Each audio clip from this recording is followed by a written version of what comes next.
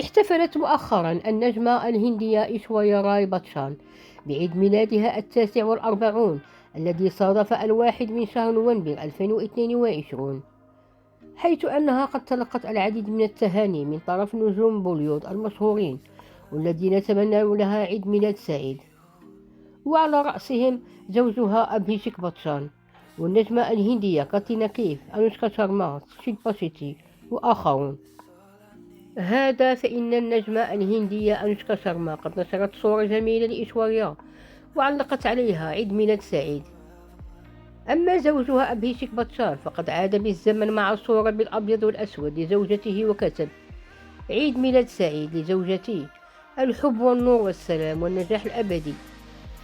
هذا فإن زوجها أبهيشيك باتشان قد علق قائلا: لقد منحتني ثقة لم تكن لدي من قبل، وأعتقد أن معظم الرجال سيوافقون على هذا.